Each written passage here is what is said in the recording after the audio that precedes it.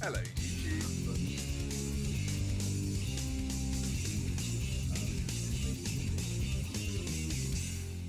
Hello YouTube indeed. And welcome to a little bit of off-schedule bonus content. It's happened again. So why am I dragging you here? Well, I want to talk to you about this massive thing. Look how big it is. It's massive. And it's a thing. It's actually a game that when I first became aware of it, I actually thought was a new game, and it's not. It looks like it's actually been out for about 9 months to a year now. It's called Conquest, The Last Argument of Kings, and the first thing you might be thinking to yourself is, that's a bit of a tragic sounding name. It's I feel like it might be a bit of a lost in translation thing. I don't want to assume, but I feel like it might be, because to me, as soon as I heard the name Conquest, The Last Argument of Kings, I thought to myself, if they'd just looked up some synonyms and called that Conquest, The Final Clash of Kings, it would sound a lot more awesome. The Last Argument of Kings sounds like one of the kings stole a biscuit, and the rest of the kings aren't very happy about it, and they want to know who stole the biscuit. And that to me does not seem like the basis for a war game. So, that aside, why am I reviewing this product? Why am I reviewing this seemingly random product? Well, the company Para Bellum Wargames are someone I've never actually heard of before, but this box set has started to crop up in the UK recently for around the £65 mark, which is very, very cheap for a full boxed starter set for a war game that includes a rulebook, dice, counters, miniatures, you know, essentially everything you need to start playing except scenery, right? And one of the emails that I was sent alerting me to the existence of this actually used the tagline, could this be the best value box set ever made? And, well, I'm a sucker for things like that. When people talk in extreme hyperbole like that, I get excited, because I'm a very hyperbolic person myself. So I said to myself, do you know what, there's only one possible way I can find out, and that's if I stick 65 of my British pounds into somebody else's pocket, and that person produces from their other pocket this boxed game. So, we're going to go to Down Camp, we're going to take a quick look at what's in it, and then we're going to talk about it. I'll see you in the Down Camp. Okay, so we are here today to talk about this. Conquest, The Last Argument of Kings. And yes, this is actually, as far as I could zoom out, believe it or not, at least with my current setup, I would have had to grab a different tripod and stuff, because this is a big box. You can see there's quite a lot of way for my hands to travel from level with the top of this box to level with my table. So it's a bit of a beefy box. It's 6¼ inches thick. There's a lot of sprues in here. And that's probably why the box is so big. So, let's begin. I wanted to do this unboxing from cellophane to first impressions. I feel like that's the fairest way to look at this product, because it is, it's a little bit different to what we're used to seeing from these kind of smaller, up-and-coming games development companies. For a start, this wasn't a Kickstarter project. This was funded privately. It also appears to be far better value for money than we're used to seeing from a lot of these kind of boxed games. There are a lot of miniatures in this box, so I'm excited to find out what it's all about. First impressions of the box itself, the art direction I'm really, really into. It's very much my cup of tea. It's got a grimdark aesthetic to it, but there's a good old sploosh of high fantasy thrown in there as well. The kind of artist that I'm really into, you think about things like Boris Vallejo, you think about Simon Bisley. You can see why something like this, John Blanche is another one, obviously. You can see why something like this would very much appeal to me. The art is definitely the first very positive impression. I'm now going to try and get this off without bumping my camera. Wish me luck, viewer. I don't know how well this is going to work. Come on, come on. Right up to the camera. right up to the camera. We did it. And look at that. That is a boxed game that is almost entirely sprues, and this is what I mean about it being such good value for money. The number of miniatures in this game is ridiculous. I will go over shortly. The game does use cards. I've done a little bit of research on it, and I did see that the game does use cards as part of its play system. So they give you a little pack of cards that covers all of the miniatures that are included in the base game. Nice little posh rule book. In fact, let's get the old Sally Bob off of that right now, and let's take a quick look at it. Let's see how it looks, because it looks quite nicely printed, albeit small form factor, but I don't mind that, you know. That makes it easy to travel it to your gaming club or whatever. Let's pop the box out of the way for a second.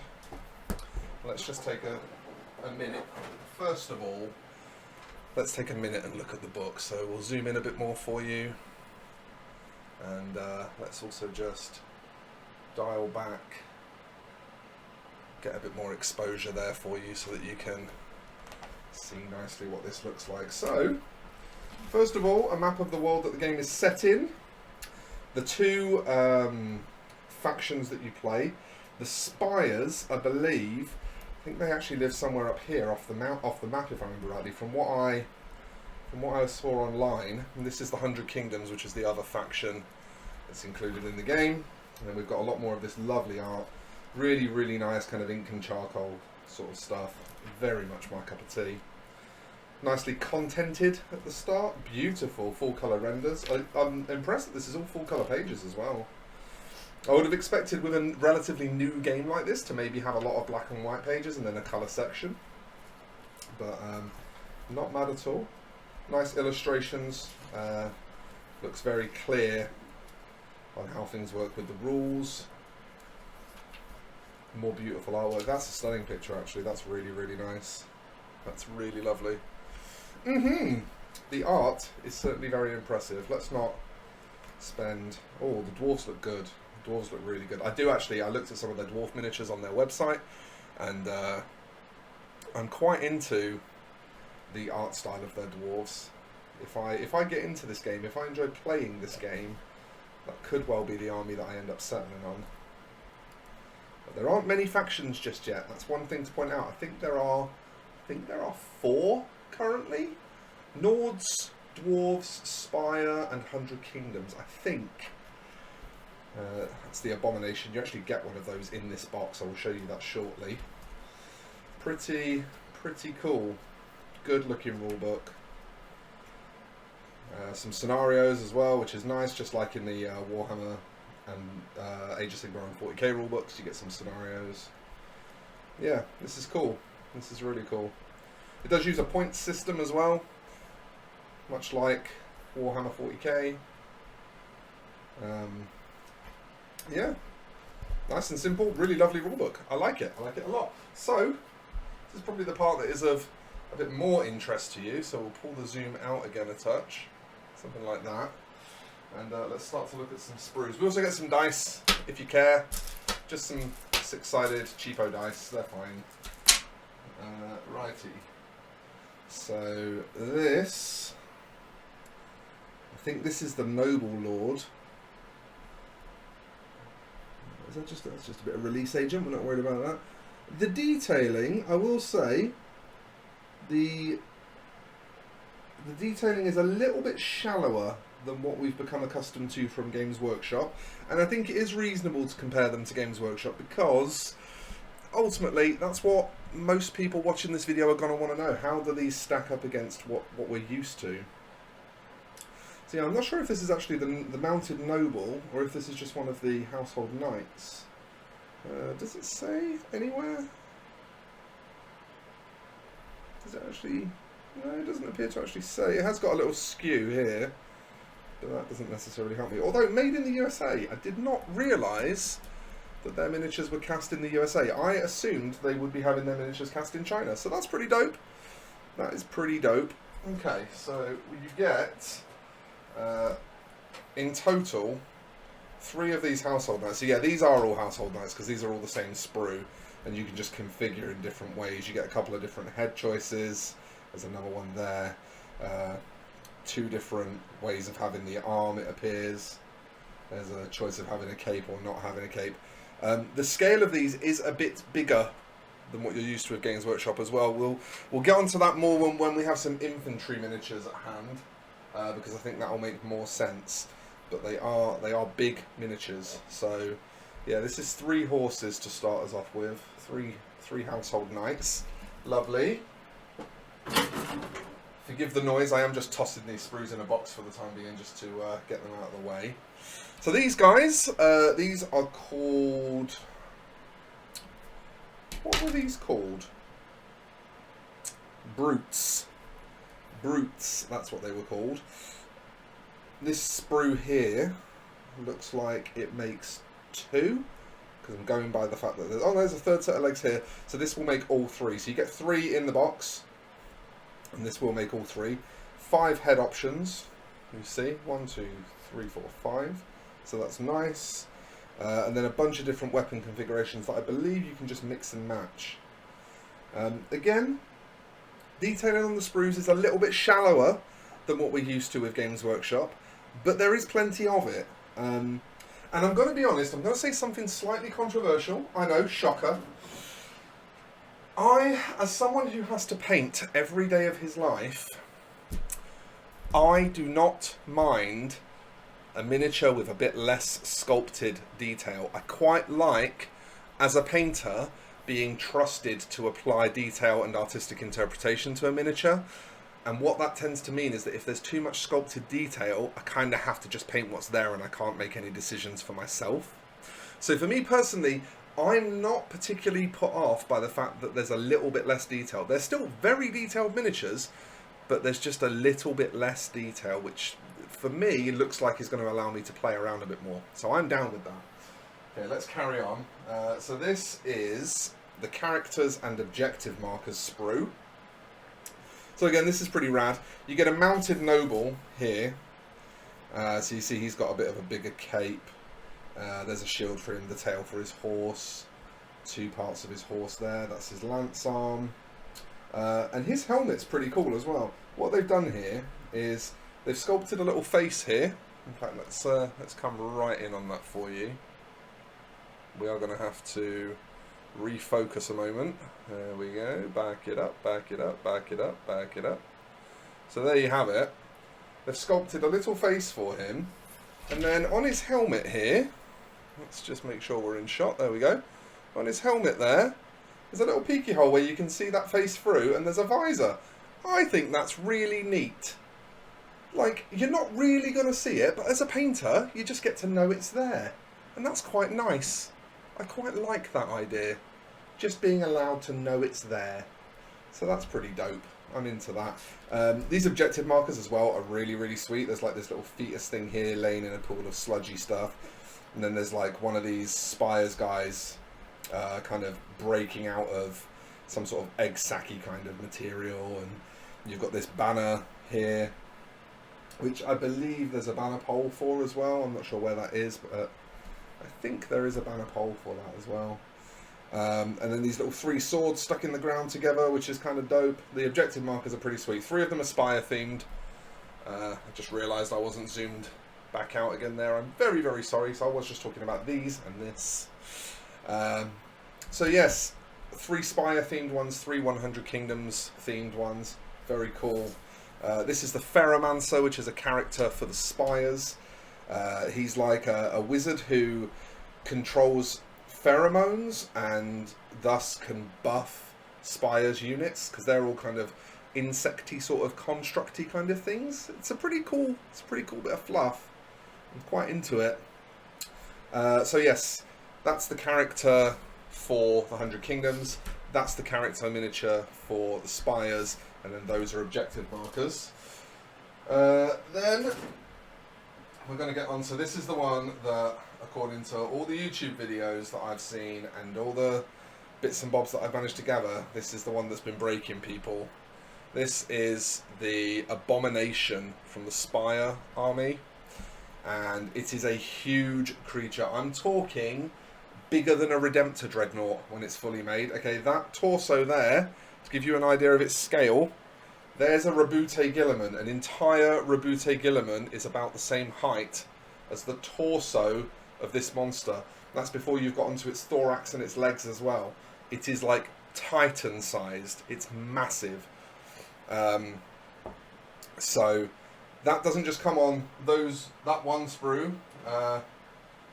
It also comes on this one as well. You can see we've got carapace here, and then this is its head. The head's actually off the sprue there, but that's fine. It's not damaged. It's just off the sprue, so I'm not mad.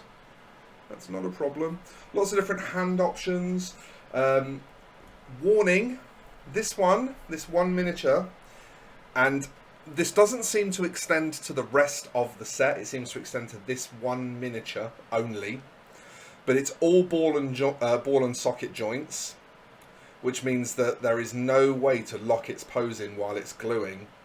The only thing that you'll be able to do is like milliput the joints to create like a soft bond while your glue sets. And that's going to make getting it posed quite tricky. So if you're new to modelling, you might want a pal who is a bit more experienced than you just to help you out with putting this together, because it looks like it's going to be very, very tricky to get it together. But when it is together, it looks rad. So that's the big monster. And then the remainder of the sprues, I'll get all these out at once. The remainder of the sprues are all of the infantry. So here we've got, these are men-at-arms for the 100 Kingdoms. And again, look at the scale. This is, I mean, let's compare it to, say, a Plague Marine. You can see these legs here. If we hold it next to our Plague Marine, the waist, the belt line of this character comes all the way up to like halfway across the chest of this Plague Marine. These Plague Marines are what, 33 mil, I think? About 33 mil, if memory serves correctly. So we're talking about probably a 35 to 37 millimeter scale, bit of an odd scale, not something that a lot of people are used to. One thing it is going to do for you though, it's going to be very beginner friendly to paint, so that's quite nice. It's going to give you a little easy peasy lemon squeezy way to get started with painting. If you are new to hobbying, that could be a very good thing for you. But lovely looking miniatures. Every single one of these men-at-arms comes with a shield as well, and the shields are completely plain and unencumbered, meaning that you could either transfer them or freehand a little household symbol onto them. You can do whatever kind of livery that you want. That's going to be sweet. Let's see what else we've got. That's more men-at-arms.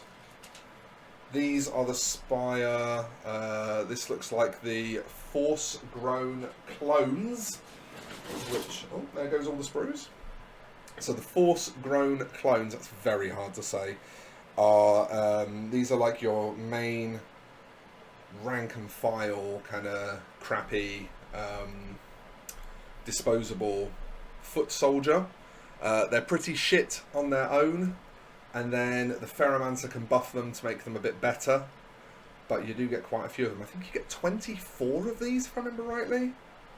Let's see, there's 4 per sprue here, and then another 2 here, so there's 6 in total. 6, 12, 18, yep, 24 of those. So you do get a lot of them. 24 of those dudes. And then you get some crossbowmen. These are called Mercenary Crossbowmen, if memory serves correctly. You get some kneeling ones and some standing ones, so that you can, you see here, just here, we've very clearly got kneeling set up here, and then here we've got a standing set up. And this is very nice because it allows you to do a front rank that are kneeling down and a back rank that are stood up, which is super sweet for, you know, for creating a nice posed look. And you might be thinking to yourself, well, why is that important? Well, let me explain something to you very quickly, without hopefully dropping all of the miniatures on the floor. The way these miniatures base up, so let me just get some of this out to show you. The way these miniatures base up, you get these movement trays included with the game. And so you base up onto these. These are 27mm bases, so they're a touch smaller than what most of your 40k stuff will be based on. But as you can see, these slot perfectly into here. So when you create your units, if you can imagine, if you've got 16 of those crossbowmen, or sorry, 12 of, I believe it's 12 of them that you get, sorry, you would have them in 3 movement trays like this, so you could model all of the front men to be kneeling, all of the back men to be standing, and then when you've got them in their 3 movement trays and you're moving them about the battlefield, every time they're stood still, they look like they're in proper ranks ready to fire, which is cool. Stuff that looks like it is ready to do battle is cool. One of the sort of pet peeves sometimes in the hobby community with some other manufacturers is they quite like to hero pose their miniatures. And whilst a hero pose is a pretty cool thing, it doesn't really lend itself too well to the idea of making them look battle ready. So I'm just going to clear all of these bases and movement trays out of here for a second, and I'm going to show you the back of the box because I think it's illustrated. Yeah, it is. It's just going to give you a bit of an idea about what some of this stuff looks like painted. There we go. So that giant beastly creature that I showed you before. Let's get you some lovely focus again there. Just pull some tasty focus. There we are. Delicious, delicious focus. So this is the Abomination. As you can see, it is bloody massive. I mean, we've already discovered that the scale of the infantry is significantly bigger than 40k. And this guy is about, what, I would say probably 3 infantrymen high. So yeah, I mean that one little piece there was the part that was the same size as Rabute. So if that one little part there was the same size as Rabute, then we can extrapolate. This is about the size of an Imperial Knight. It is a big miniature. You've got your men-at-arms just here, hanging out, having a good time. There's your crossbowmen, look, pictured, as I said, in ranks. So your front row are kneeling, your back row are standing. And then just down here, you've got, well, there's 3 household knights, but I'll knock one of them off camera a second just so that we can also see the mounted noble. So you've got your household knights and your mounted noble. Gives you a bit of an idea about what those miniatures look like when they're assembled and painted. And then right over here, we've got the Spire Brutes, who look, just to me, these are just shitting awesome. Just, oh, probably my favourite minis in the box, these 3. I absolutely love them. And then your Force-grown clones as well, of which you get bloody loads. So let's head back to face cam and let's talk about what I think about all this. Alright, so the first obvious impression, that's a lot of miniatures for 65 quid. We're talking less than £1 a miniature, if my maths is right. I'll just check the back of this box to make sure. But according to this, you receive 75 hard plastic miniature models. So that means, yeah, less than £1 a miniature. And you know what? The quality of the miniatures, it is not on the level of Games Workshop. It's not. But it's not very far behind. And that's the important thing, because what I want to talk about is not necessarily the value of this box from a monetary perspective, but the value of this box as a gaming ecosystem, because this is to me what is more important. Yes, at £65, this box set is unbelievable value for money, and if you want 75 new, interesting, different miniatures to paint that you can either display or play this game with, have a bit of a laugh with, it is a no-brainer. You should 100% go out there and buy it. There's a whole bunch of places selling it. If you Google Conquest Last Argument of Kings, you'll find a ton of places. I got mine from On Tabletop, who are, I believe, in Ireland. Ireland, I think so. I believe so. I've bought from them before. Lovely company. 65 quid, all mine, sorted. But the question is, and this is what it all rests on, this game needs to be very, very good. I want to explain what I mean when I say that. I had a look on their website, and I had a look at a few third-party suppliers, and after you've bought this box game, a lot of the miniatures are starting to get into quite similar prices to Games Workshop. A unit of troops is about 30 quid, a single character is about 20 quid, and a big monster is sort of 45, 50 quid. So we're in very similar pricing territory to Games Workshop. Now, the miniatures being a little bit less detailed, that's not a deal breaker, because, as I said in that downcam footage, I don't mind a slightly less detailed miniature because it gives me a bit more agency as a painter, to be a bit more free, to mess around a bit more, to be a bit more creative. And that is an opinion that I've heard from a ton of other miniature painters, so I know I'm not alone in that belief. Okay, but if people were going to be spending nearly the same amount of money to build armies for this that they would to build armies for Warhammer Age of Sigmar, Warhammer 40,000, the game's got to be great. So, here's what I think. I think, if like me, you're a miniature painter and you just like dope minis, just buy it. Just go out there and buy yourself a copy, because it's so bloody cheap. You're going to get your money's worth just in the time you spend painting and enjoying those miniatures, even if you don't play a game. But from there, I would urge you to play a game, because you might find your new favourite game and decide you want to start collecting for it, right? That would be cool. That would be really, really sweet. So, the question comes down to if you're a gamer, if you're a tabletop gamer. And what I'm going to say is, find a friend who owns it, find a store that's got a store copy, something like that. Go and play it first and see what you think. Because if you like it, and especially if you like one of the armies that's in this core box, starting to collect your army is going to be a lot cheaper that way. So if you like it, and you think it's a great game, you can make a decision to collect it based on that.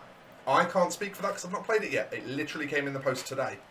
But one little final caveat to that, one little final important detail, they do actually sell 2,000 point complete armies. And a 2,000 point army, it looks like about the same number of miniatures as probably 2,500 points of Warhammer. It's quite a lot of miniatures. And they do sell complete 2,000 point armies. I don't know how optimised the lists are. Again, not played the game, so can't speak to that. But they're about €400 direct, which means that if they do them through third parties as well, they'll be even less than that. Couldn't find that out, actually. Couldn't find out if those armies were available from third parties. But either way, if you can pay about €400 for a complete, full-sized, ready-to-field army, and those armies are good, and that's the important part, those armies need to be playable, that represents, again, a fantastic value for money offering for people that want to play the game as well. Because there's nothing stopping you buying that army, fielding it, playing it, and then starting to tweak it from there. And you're going to end up spending probably still less than you would spend to build a big 40k or a big Age of Sigmar army if you do it that way. So, when it comes down to it, Conquest, the last argument of kings. See, I now, because I said that, I now want to call it the Final Clash of Kings, because that's what I wish it was called.